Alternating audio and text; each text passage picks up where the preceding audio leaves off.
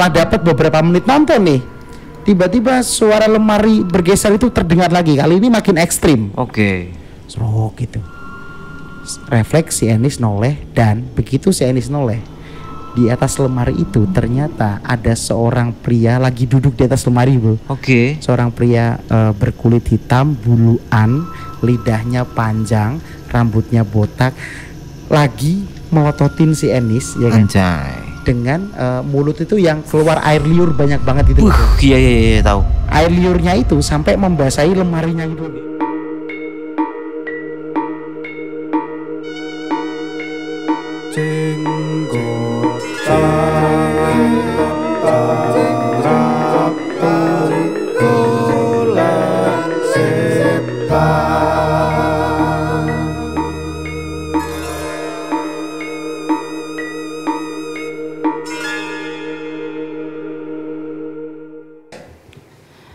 Yuk, jumpa lagi di Jenggotan. Setelah episode-episode sebelumnya, ya kan, malam ini kita hadir kembali, tetap masih dengan cerita-cerita yang sama seputar dunia-dunia yang tak kasat mata.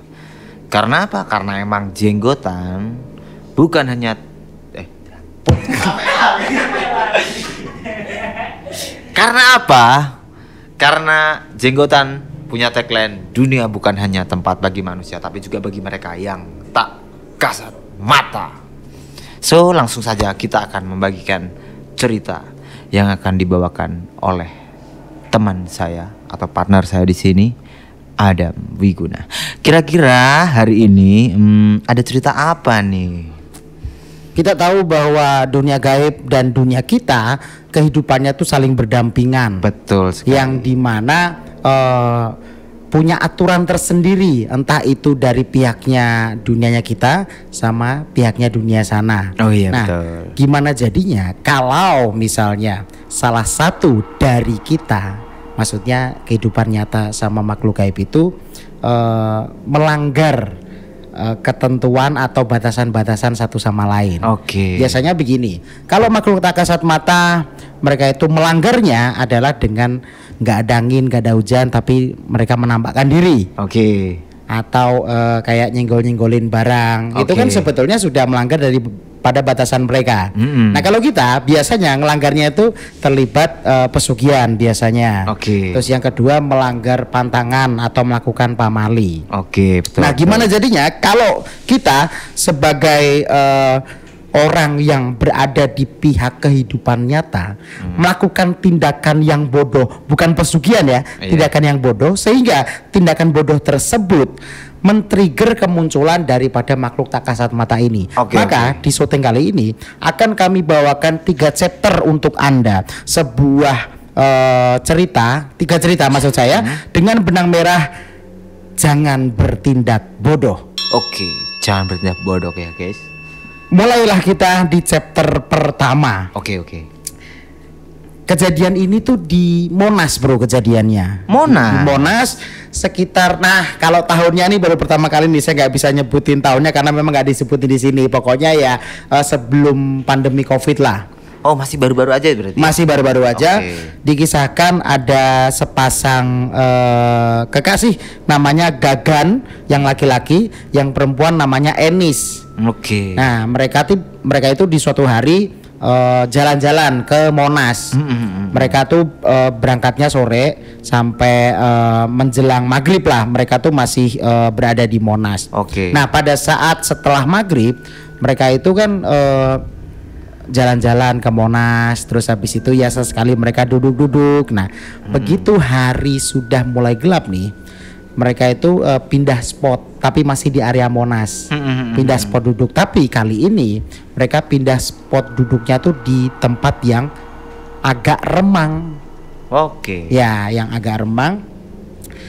Mereka duduk di sebuah spot yang di belakangnya itu ada pohon, bro. Oke, iya. Ada pohon. Nah, singkat cerita, wah ini frontal nih ceritanya. Singkat cerita, di malam itu memang Monas kan kalau setelah sore kan sepi banget ya. Oke. Nah, di tengah-tengah suasana yang sepi itu, akhirnya di depan pohon itu mereka berhubungan badan Wow. di Monas. Ekstrim sekali. Ekstrim sekali, dan ini langsung loh ceritanya, langsung dijelasin mereka berhubungan badan gitu. Nah, kita nggak usah nyentuh ke setan dulu deh. Kita membahas norma aja tuh udah melenceng sekali kan. Bisa-bisanya dia ngecas di situ. Nah, nggak ngerti juga. Nah, sebetulnya si Enis ini agak nolak, tapi si Gagan ini terus memaksa gitu loh, sehingga terjadilah hubungan badan itu di area Monas ya. Nah, singkat cerita, mereka udah selesai terus mereka pulanglah ke rumah masing-masing. Wah, your device is full. Ya. Oke, fully charging ya. Dan ternyata pada saat mereka pulang ke rumah masing-masing, secara instan bro, si Gagan sama si Enis itu diganggu sama makhluk gaib.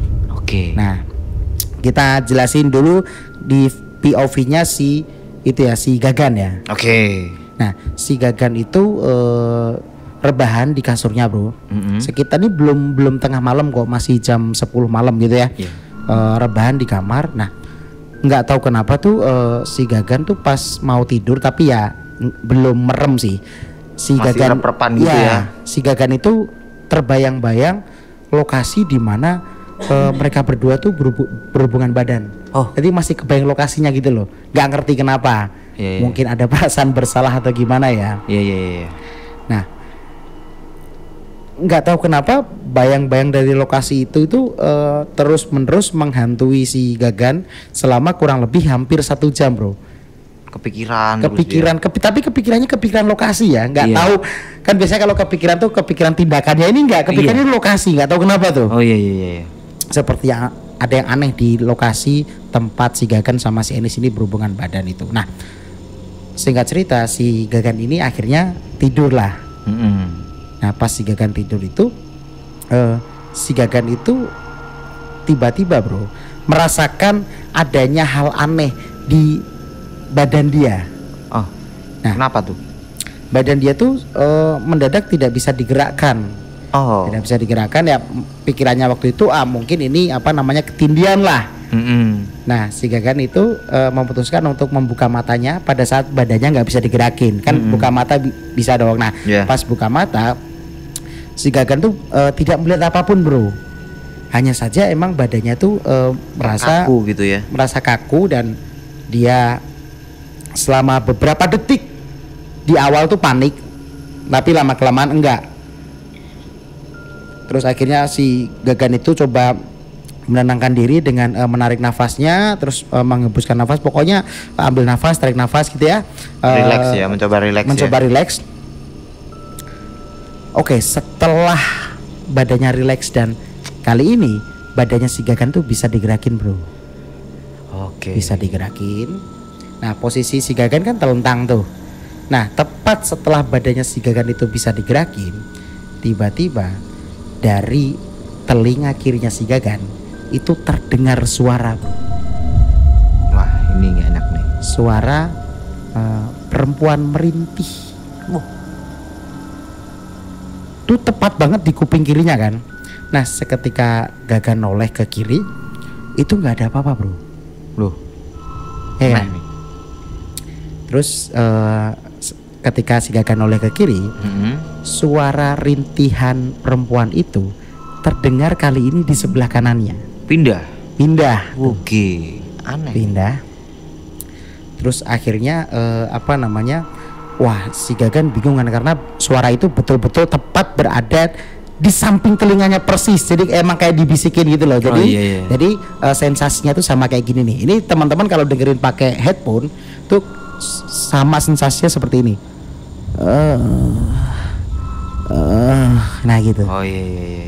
Jelas banget ya. Nah, udah si Gagan seketika itu kebingungan dan juga panik karena tiba-tiba ada suara seperti itu. Nah, refleks Gagan bangun dari tempat tidurnya bro. Setelah si Gagan itu terduduk di tempat tidurnya, secara mengejutkan di jendela kamarnya yang which is itu menghadap keluar, si Gagan itu melihat di luar jendelanya bro, ada sosok wanita yang melotot ke arah dia. Wanita dengan wajah itu hitam bro, rambutnya tuh panjang, pakai dress putih, bisa disimpulkan itu kuntilanak lah yang lagi ngeliatin Gagan sedari tadi, dan suara itu berasal dari suara dia memang. Ya, suara si kuntilanak itu yang sedari tadi berada di sekitaran Gagan. Nah, terus Gagan takut. Nah, entah kenapa itu pikiran Gagan itu langsung tertuju pada momen saat dia sama si Enis bersetubuh. Maksudnya begini bro, jadi gangguan itu tuh si Gagan menduganya tuh karena itu. Entah kenapa langsung arahnya ke situ. Langsung ngeh ya, dia seolah-olah ngeh gitu ya. Padahal tidak ada petunjuk apapun. Iya. Seketika ketika si Gagan ngeh, si Gagan itu nelpon si Enis. Nelpon si Enis, ditelepon lah. Nah, diangkatlah telepon itu sama si Enis kan. Tapi tidak terdengar suara apapun di teleponnya Enis. Jadi bayangannya tuh kayak Anda nelpon orang itu ngangkat tapi nggak ada suara halo tuh nggak ada. Sunyi aja gitu. Kosong. Cukup lama bro, sekitar 30 detik bro. Ya si Gagan juga tetap halo ya. Halo gitu, nggak ada respon. Nah setelah 30 detik bro, ya kan, tiba-tiba dari suara teleponnya si Gagan ini terdengar suara desahan perempuan yang sama. Iya. Itu gangguan yang dialami Gagan. Nah sekarang kita beralih ke POV-nya si Enis. Si Enis itu setelah pulang dari Monas bro, dia nggak langsung tidur tapi nonton film dulu di laptopnya ya. Netflix kan, di Netflix begitulah. Ya, dia tuh nonton di kamar pakai laptop. Nah pas lagi asik nonton nih bro, tiba-tiba si Enis tuh mendengar di ruang tengah. Jadi si Enis nontonnya di kamar, di ruang tengah rumahnya itu terdengar suara. Anda tahu nggak sih lemari yang digeser bro, lemari loh ini, serok kayak gitu ya. Terus si Enis noleh karena memang kamarnya nggak ditutup kan, noleh ke arah ruang tengah dan posisi lemarinya bro memang agak bergeser sedikit. Kayak didorong gitu ya. Tapi tidak ada siapapun di sana. Ya si Enis nyuekin lah, kembali nonton. Nah setelah dapat beberapa menit nonton nih, tiba-tiba suara lemari bergeser itu terdengar lagi. Kali ini makin ekstrim. Serok gitu. Refleks si Enis noleh, dan begitu si Enis noleh, di atas lemari itu ternyata ada seorang pria lagi duduk di atas lemari bro. Seorang pria berkulit hitam, buluan, lidahnya panjang, rambutnya botak, lagi melototin si Enis ya kan. Dengan mulut itu yang keluar air liur banyak banget gitu. Iya tahu. Air liurnya itu sampai membasahi lemarinya gitu. Jadi visualisasinya tuh kayak Anda lemari bayangin ya. Terus lemari itu Anda siram pakai air, terus airnya kan kayak jatuh kayak gitu. Dan tepat di lemarinya tuh ada sosoknya pria hitam misterius itulah. Gitu kan. Nah, langsung si Enis teriak ya kan. Si Enis teriak sampai membangunkan kedua orang tuanya. Nah, pas orang tuanya nyamperin si Enis, nanyain kenapa dan ada apa, si Enis ceritain tuh ya kan kejadian barusan. Dan posisi lemarinya itu tidak bergeser sama sekali. Dan di malam itu ya kan, si Enis sama sekali tidak mendapati si Gagan nelpon. Kan padahal harusnya mendapati si Gagan nelpon. Itu sudah dicek di histori atau riwayat dari telepon masuk, nggak ada. Jadi ya bingungnya sih, ini si Gagan nelpon siapa gitu kan. Ada sudah jelas-jelas maksud si Gagan tuh nelpon Enis. Nah setelah kedua orang ini mengalami kejadian yang super misterius dan super menyeramkan ya kan, akhirnya si berdua ini ngeh bahwasannya gangguan yang mereka alami barusan itu adalah tuah dari perbuatan mereka beberapa jam yang lalu. Akhirnya mereka berdua memutuskan untuk datang kembali ke Monas untuk ngetas lagi. Bukan. Untuk minta maaf lah dalam tanda kutip. Walaupun saya juga ngerti ini minta maafnya ke siapa kan, maksudnya kan mereka nggak punya salah sama orang gitu loh, tapi nggak tahu lah, pokoknya mereka datang ke Monas. Nah mereka itu nggak berani bro datang ke Monas malam-malam kan. Mereka akhirnya datang ke Monas tuh sore-sore lah, jam 3 mereka nyampe. Nah, terus mereka nyampe Monas, parkir, habis parkir mereka langsung menuju ke spot yang mereka gunakan untuk mereka berhubungan badan kemarin. Nah di situ kan ada pohon tuh, ya kan? Ada pohon. Terus mereka tuh kayak minta maaf, terus si Gagan sama si Enis kayak bersimpuh di bawah pohon itu. Pokoknya tangannya sambil gini-gini lah gitu kan. Minta maaf, ampun ya DJ, kayak gitu lah. ampun DJ gitu ya. Minta maaf. Sambil si Enis sama si Gagan itu kepalanya mendongak ke atas seperti dua orang ini tuh sedang ngobrol sama sebuah entitas yang ada di atas pohon itu loh. Yang lagi tinggal di situ lah pokoknya. Iya. Padahal mereka berdua tuh nggak bisa ngelihat. Pokoknya mereka minta maaf aja lah biar gangguan ini tidak berlanjut ya kan. Setelah selesai melakukan hal tersebut, nah udah jam 4 sore nih ya kan. Mereka jalan tuh menuju ke apa namanya ya? Menuju ke sebuah spot bro atau space yang dimana itu banyak, Anda tahu nggak sih Starling? Starling itu sebutan anak Jakarta untuk pedagang kopi sepeda. Starling itu adalah singkatan dari Starbucks keliling. Jadi di pinggiran Monas itu ada tukang kopi sepeda ya kan. Setelah mereka melakukan ritual permintaan maaf itu, mereka beli kopi lah di sana. Di abang-abang Starling itu. Nah mereka beli kopi nih si Gagan sama si Enis. Nah kebetulan bro, abang kopinya itu melihat mereka berdua dengan gestur aneh. Iya.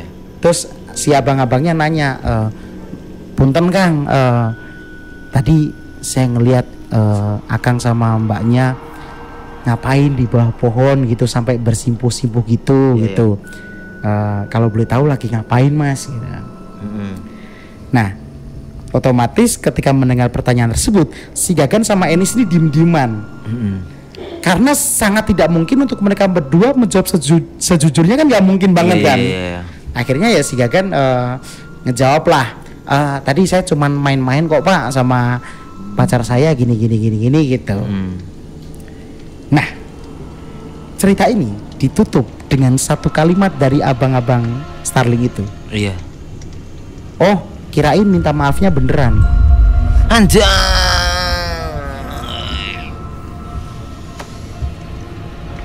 Dan cerita itu berhenti sampai di situ.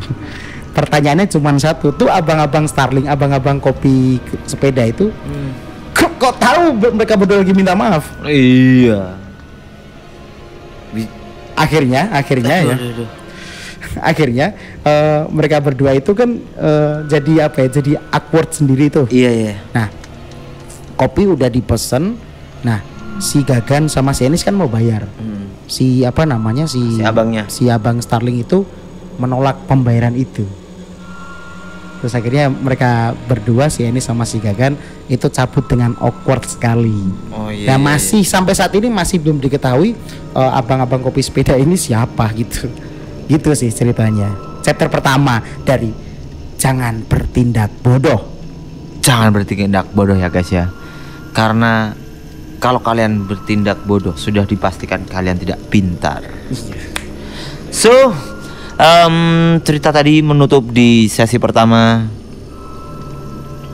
di Jenggotan.